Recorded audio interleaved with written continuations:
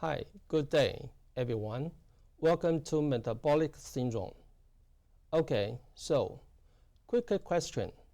How many adults globally have this condition? Take a guess. The answer? Over 1.5 billion, roughly 1 in 4 adults, right? Today, we cover what it is, how we diagnose it, what drives it biologically, and what we can do about it, all grounded in evidence from 2012 to 2026. Alright, let's go. Alright, 7 learning objectives, our roadmap. 1. Define metabolic syndrome. Explain its clinical importance. 2. Compare 3 major diagnostic systems. 3. Explain how insulin resistance drives the whole process. 4. Describe global prevalence. The numbers will surprise you. 5. Identify the major complications. Give you guys a hint. Way beyond heart disease. 6. Summary evidence on prevention and treatment. 7.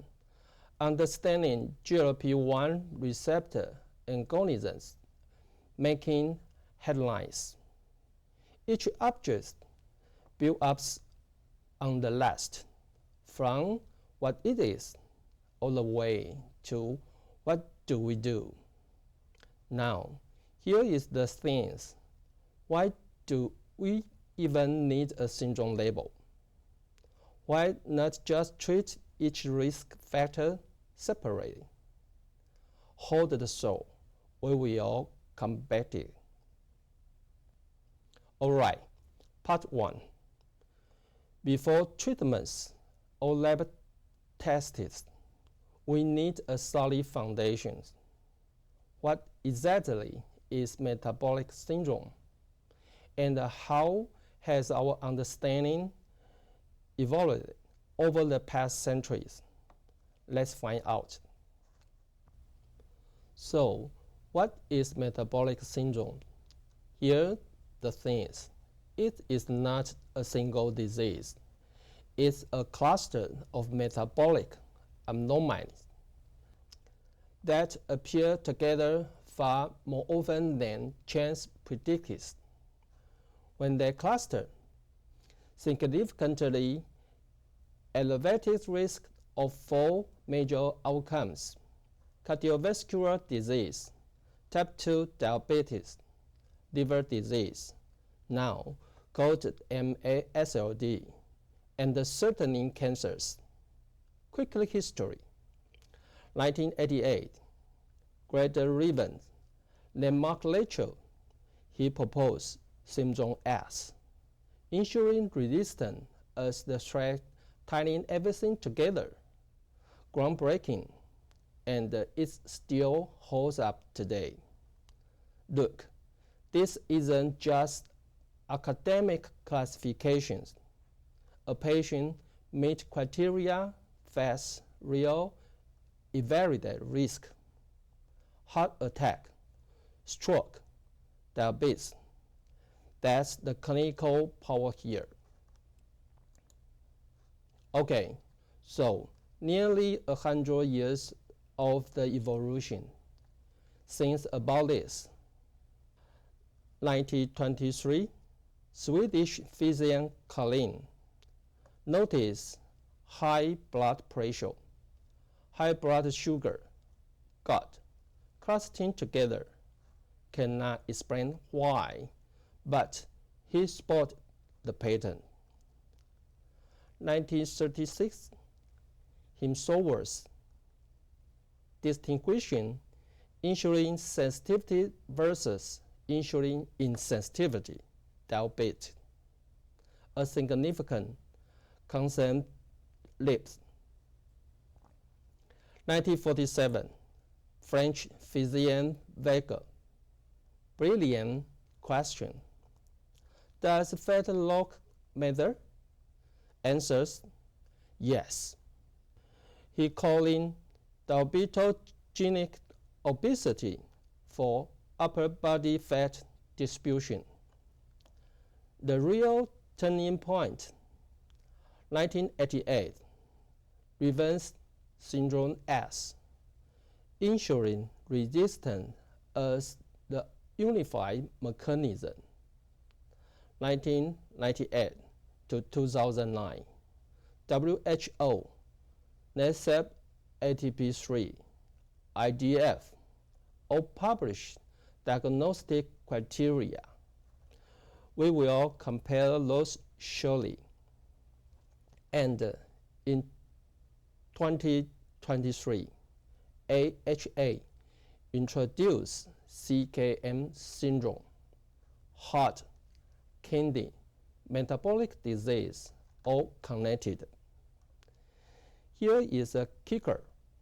Our understanding keeps deepening, the definition keeps evolving. 5 components. Here we go. 1. Central obesity, measured by waist circumference, not BMI. Why? Visceral fat behaves very differently from subcutaneous fat. We will revisit this in the pathophysiology. 2. Hypoglycemia, high blood sugar, sign of insulin resistance. The body cannot handle glucose properly. 3. Elevated triglyceride, driven by excess liver produce of fat-carrying particles. 4. Low HDL cholesterol, the good cholesterol. And guess what? When it drops, you lose key protective factor against heart disease. 5. High blood pressure, resulting from insulin resistance effects on vessels and the nervous system. Now, here is a kicker. Do you need all 5? No. Most systems require just 3 out of 5. Okay, so now we know what metabolic syndrome is. How do we diagnose it? 3 major diagnostic criteria sets, and they don't always agree. Same patient, diagnosis under one system, but not another. Let's compare. 3 diagnostic systems. Let's compare. First, NSAP ATP3, established 2001, update 2005, most commonly using in practice. Any 3 of 5 criteria, then you have metabolic syndrome. No single mandatory component. Simple, practical. Second, IDF 2005. Here is a kicker. Central obesity is the mandatory. You must have increased waist circumference plus 2 others. And guess what? Lower waist threshold, especially in Asians, because visceral fat is the primary driver. Third, WHO 1998. Different angle entirely. Requires evidence of insulin resistance or diabetes first.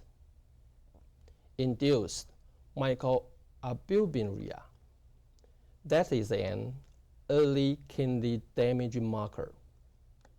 Blood pressure cutoff 140/19. It is higher. So, which should you use?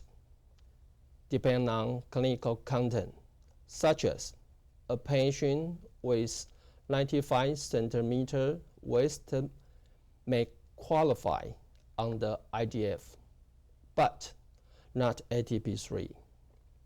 Can you see the difference? This one is especially relevant for ASEAN-Pacific practice. Caucasian cutoff 102 cm in men, 88 cm in women.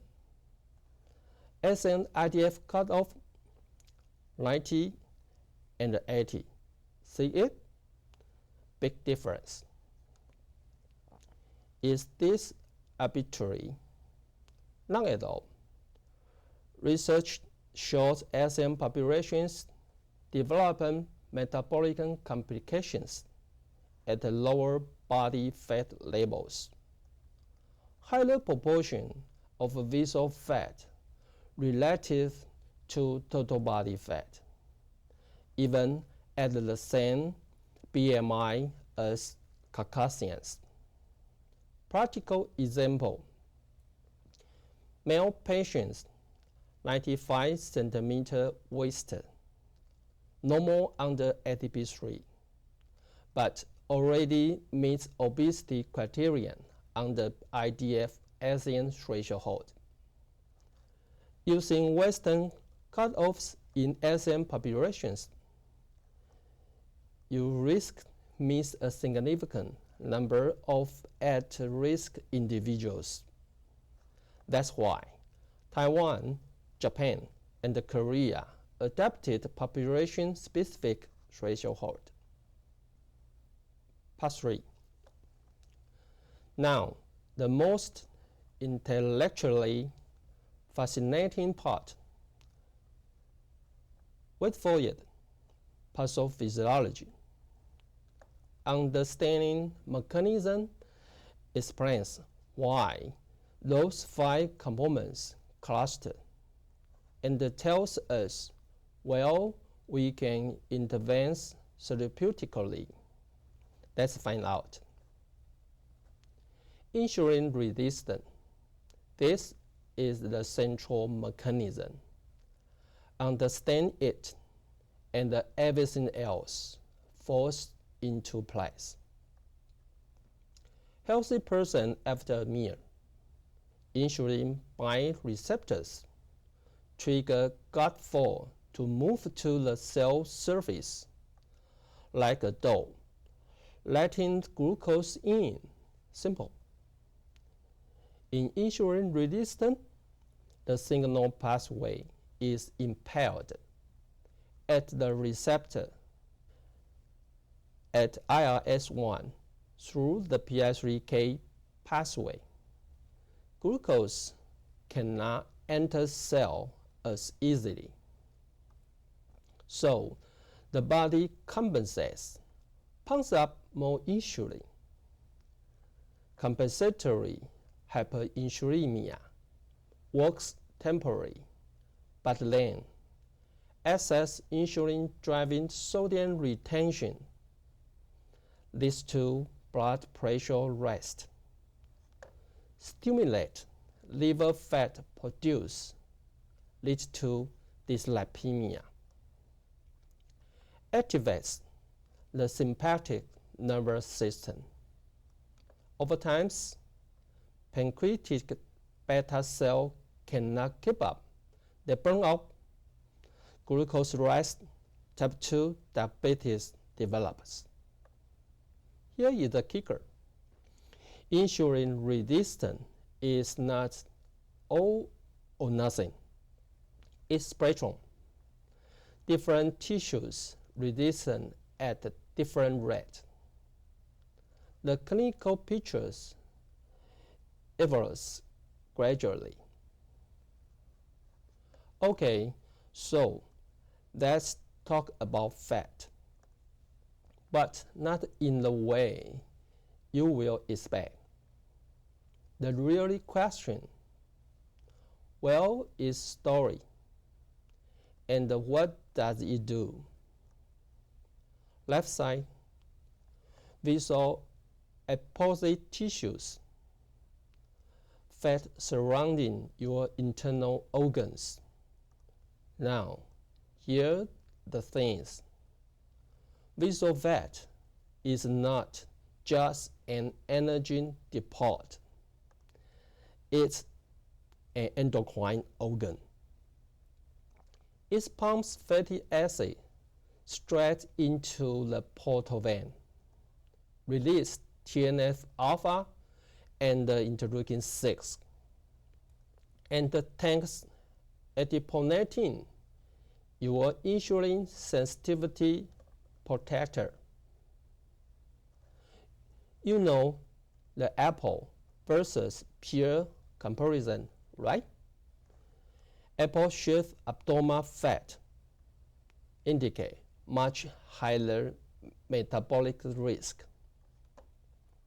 Right side, ectopic fat deposition when storage is overall met fat gas. Well, it shouldn't. The liver will lead to fatty liver disease. Skeletal muscle leads to impaired insulin signal. Pancreas leads to damaged beta cell. Even the heart and the kidneys. Ectopic fat equal fat in the wrong place. Organ-specific damage, whatever is landing. Think about this. Two people, same BMI, totally different metabolic healthy. What's the missing piece? This slide connects what we just discussed about visceral fat to systemic disease and what's bridge between lane, chronic inflammation. On the left, the inflammation cascade when visceral fat tissue expand. What happened? Immune cell called macrophages infiltrated. These macrophages switch from a calm anti-inflammation state to an aggressive pro-inflammation state.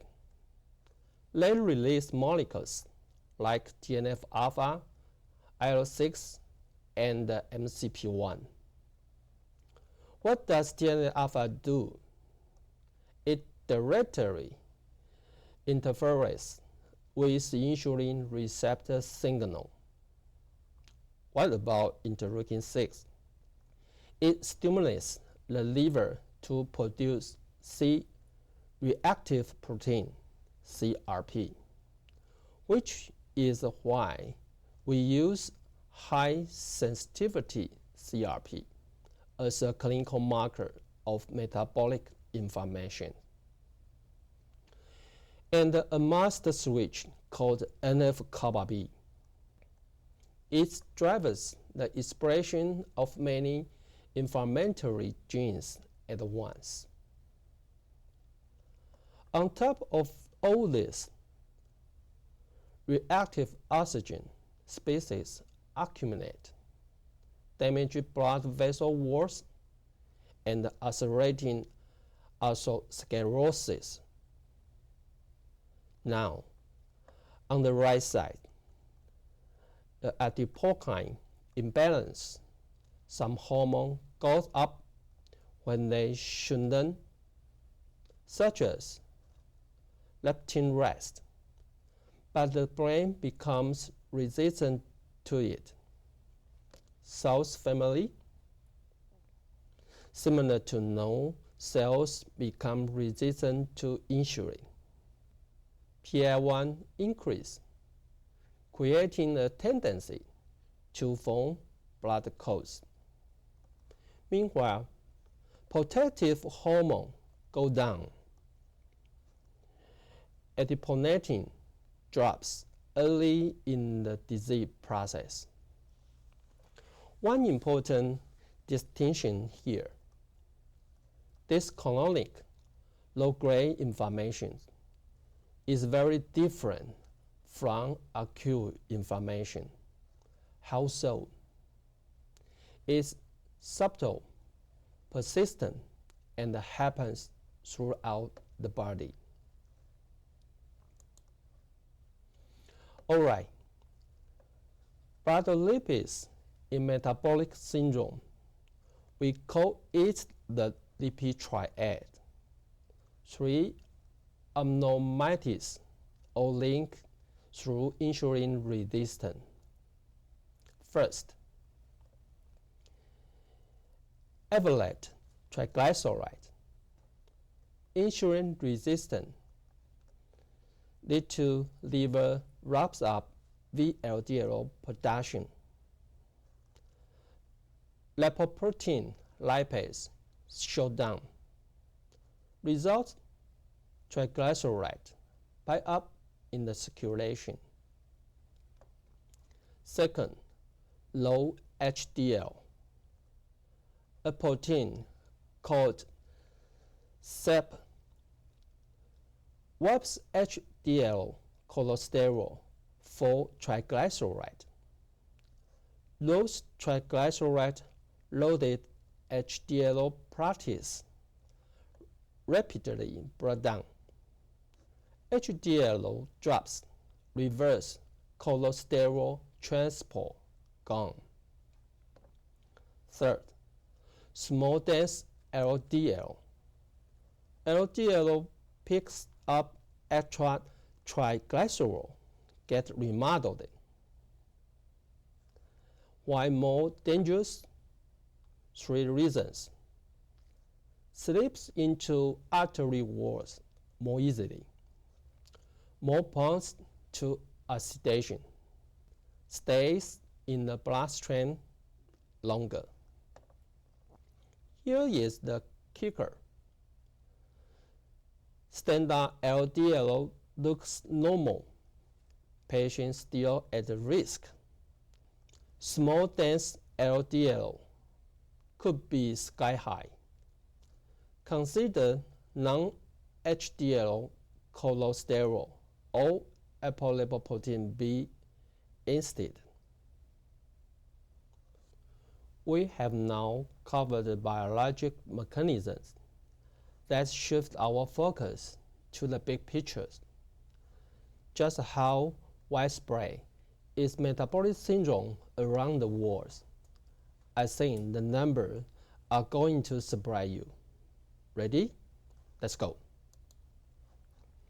1.54 billion adults metabolic syndrome worldwide right now. Can you wrap your head around that? Nature Communications 2026, 45 million people, 196 countries. Prevalence essentially double in 2 decades. And guess what? Women are higher than men. 31% versus 25.7%. That's 846 million women, 692 million men. Here is the kicker. All 196 countries showed an increase, every single one. This is not worthy nation problem. It is globally. What's driving it? Urbanization, aging populations, less physical activity, ultra-processed foods. Bottom line, 1 in 4 adults on Earth and the trend is still going up. Let's dig into the patterns, right?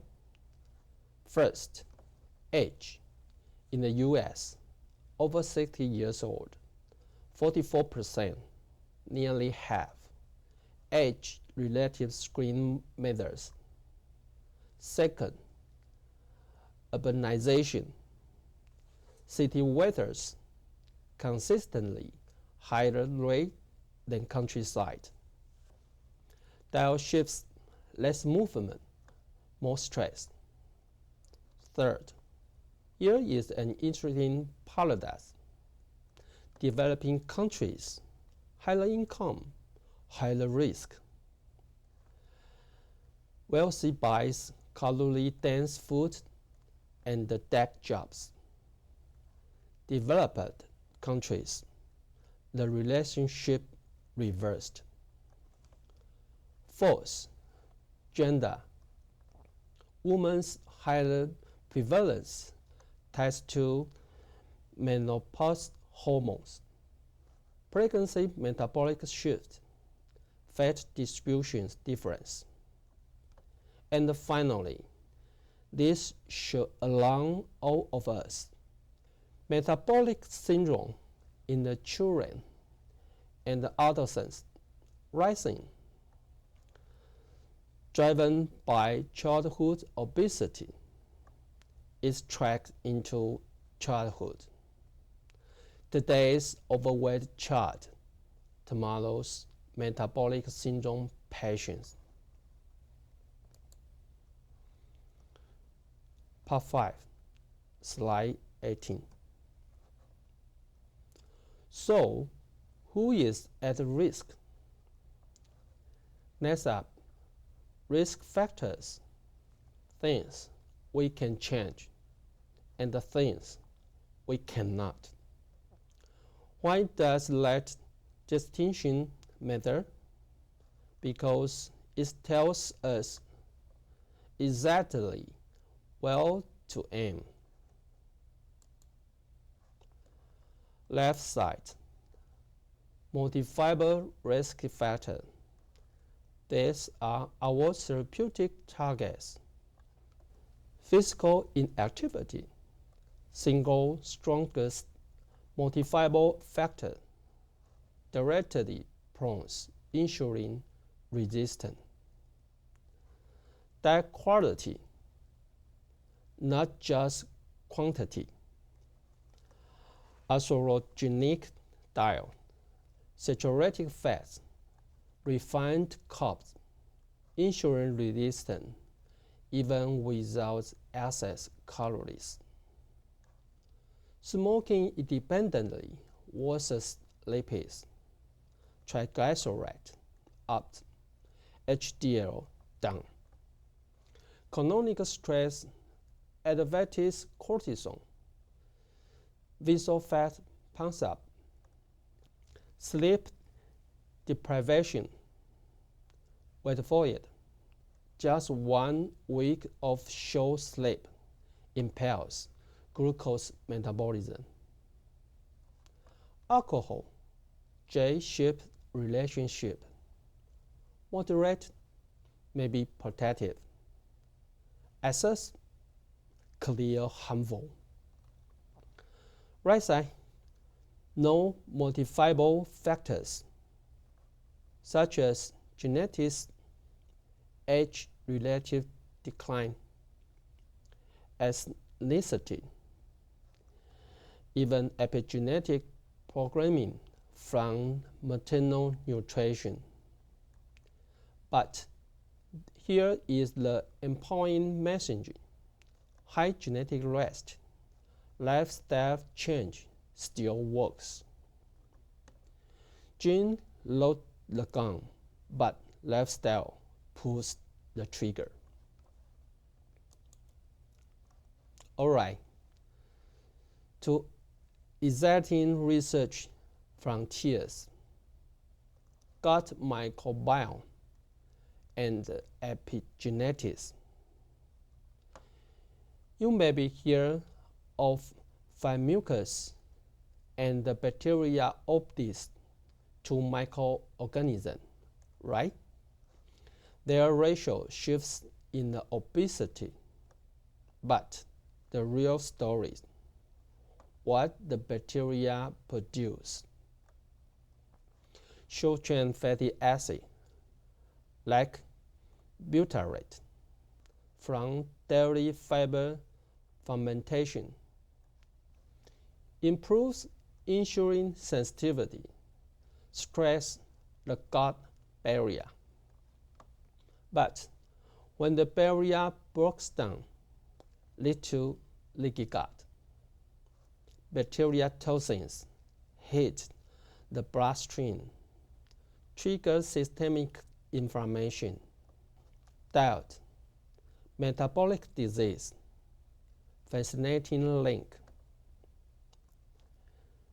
In epigenetic science, doubt and lifestyle change gene expression without touching the DNA sequence, DNA methylation, histone modifications, microRNAs, and the regular metabolic genes.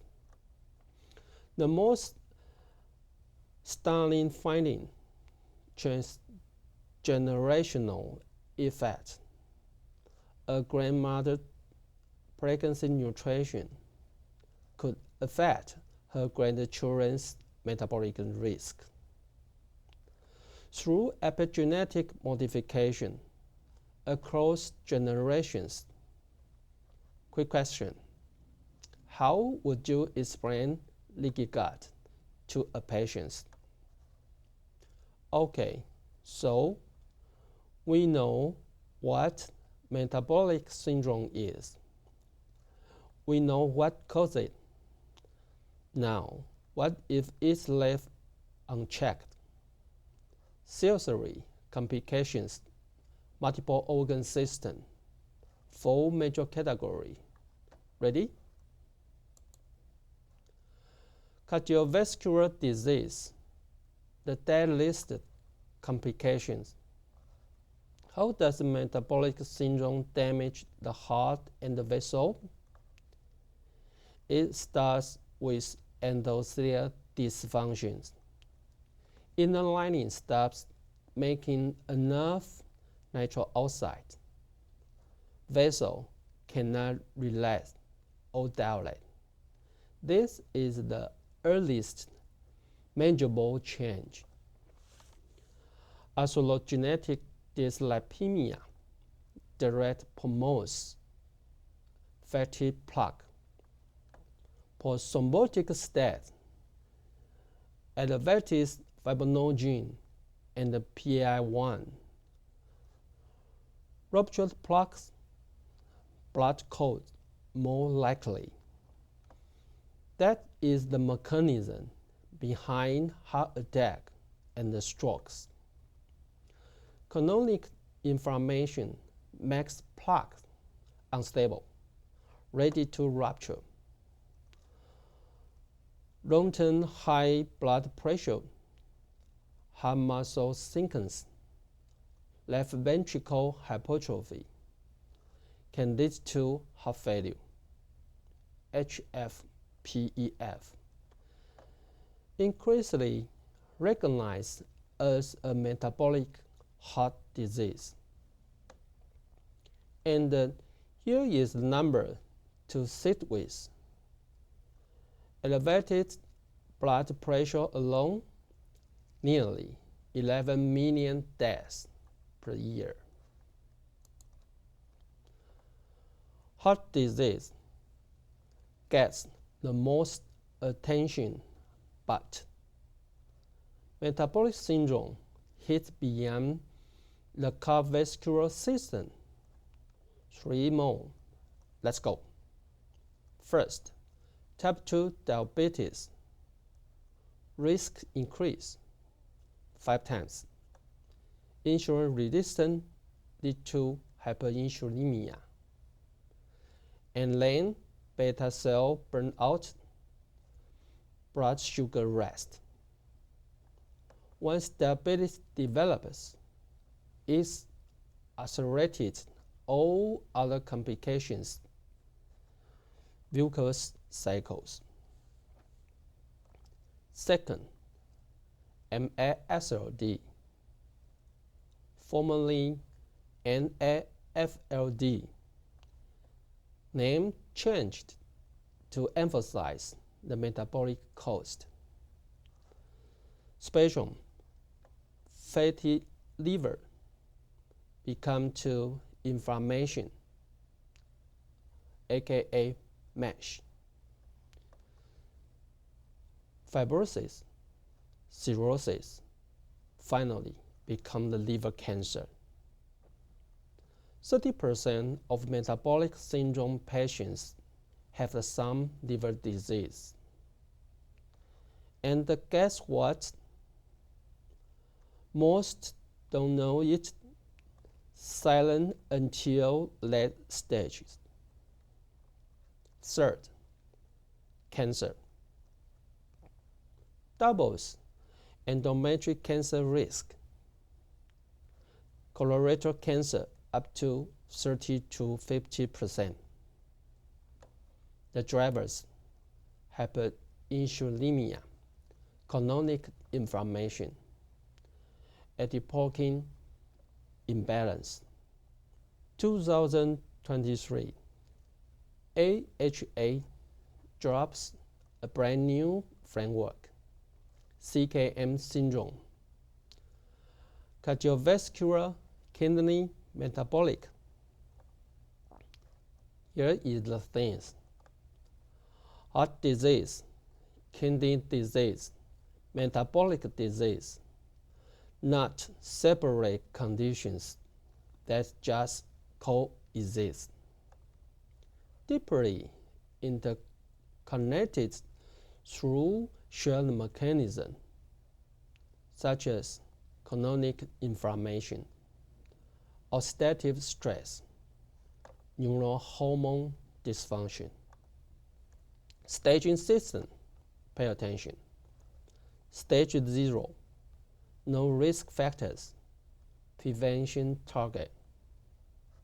Stage 1, excess body fat, the window for lifestyle impact. Stage 2, metabolic risk factors, essentially metabolic syndrome. Stage 3, subclinical organ damage. Stage 4, clinical events, heart attack, strokes, kidney failure. And guess what? AHA estimates 3 out of 4 US adults may have some degree of the CKM syndrome. Clinical takeaway: stop treating heart, kidneys, and metabolism in separated treatment. Integrate care, all systems together. All right, the most particular section. How do we prevent and manage metabolism syndromes? Evidence openly supports lifestyle first, but exciting new drugs are emerging too. Let's look at both. Dive first. Strongest evidence here.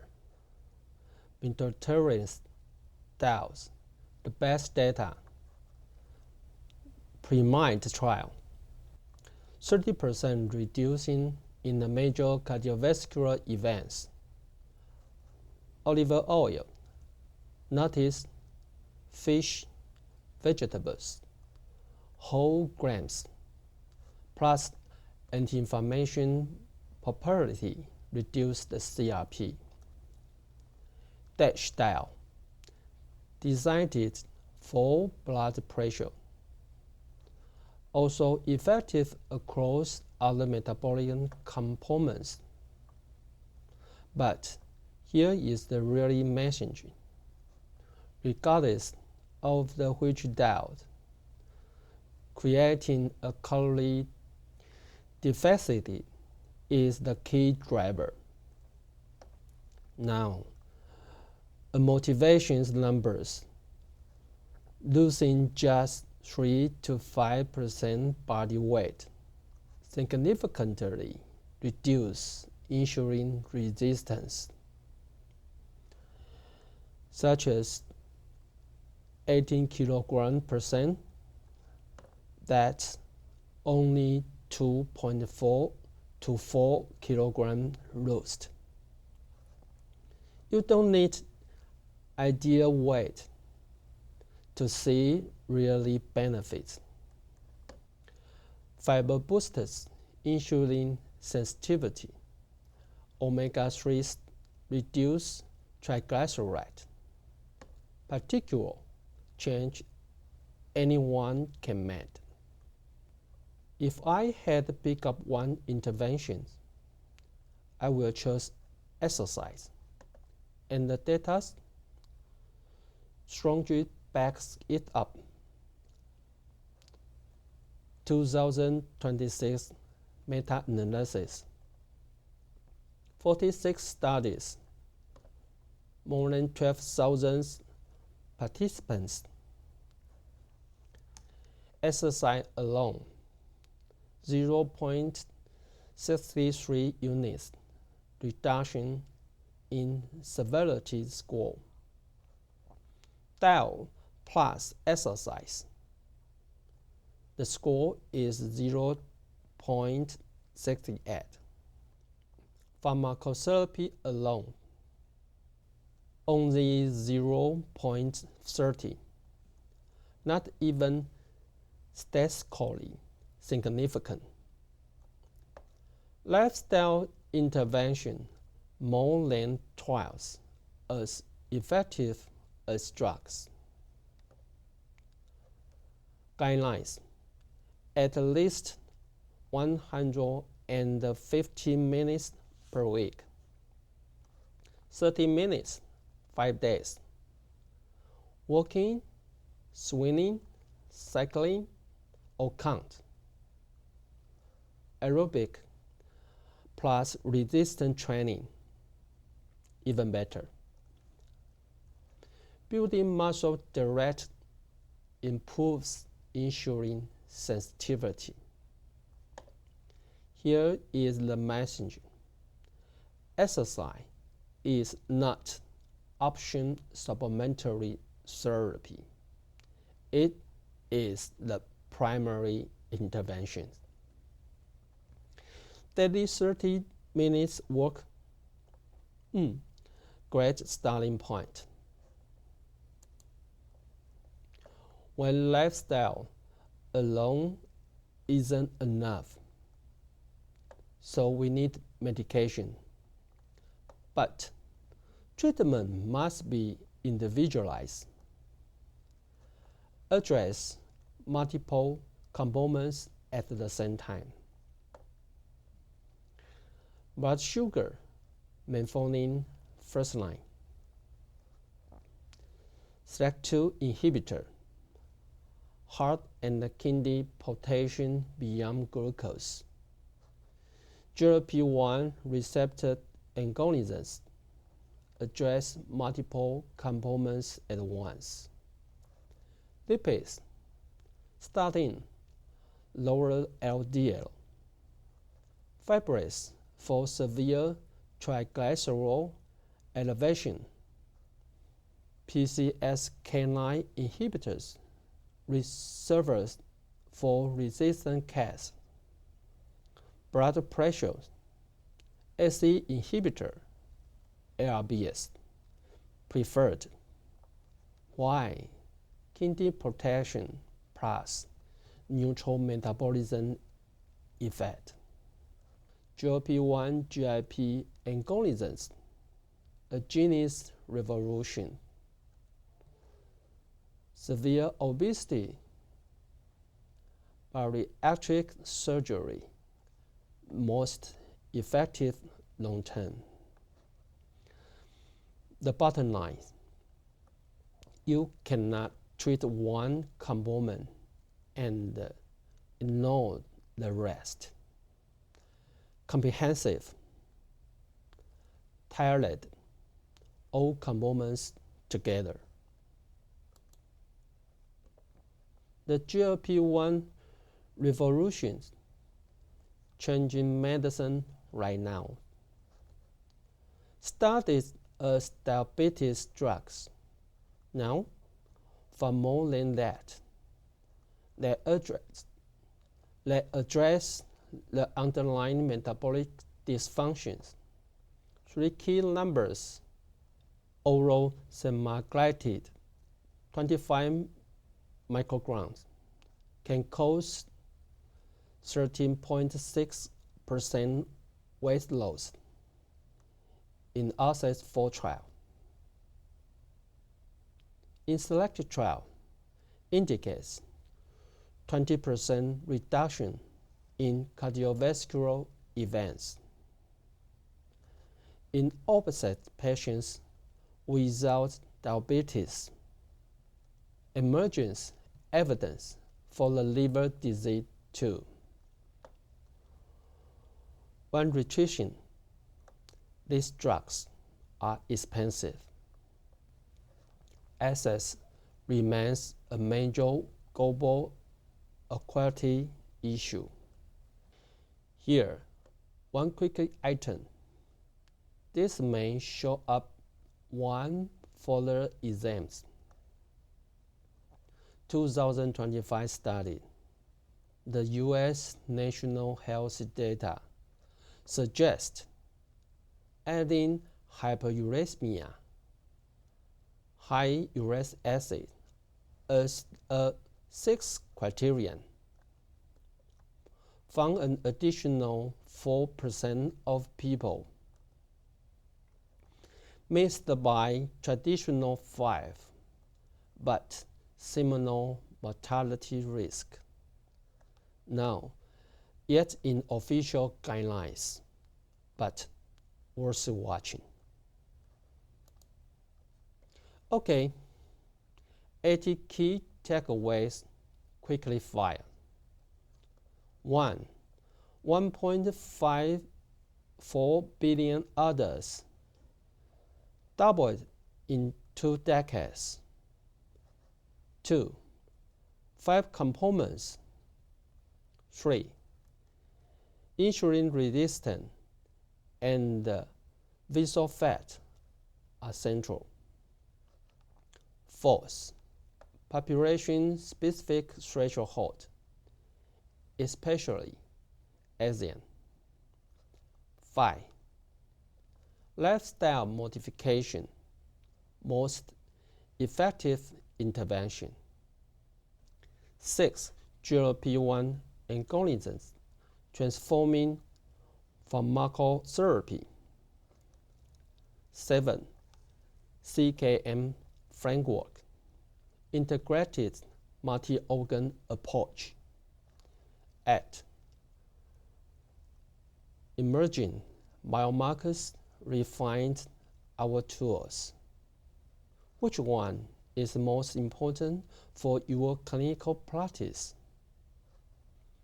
Here is the key reference, all accessible through the PubMed or your institute laboratory. Metabolic syndromes, from mechanisms to management. I hope it all makes sense now. Remember, it is preventable. It is treatable. Simple lifestyle changes, significant difference. For further healthy care professionals, you have the opportunity to help millions through early detection and comprehensive care. The slide and the reference are available for review. Thank you all.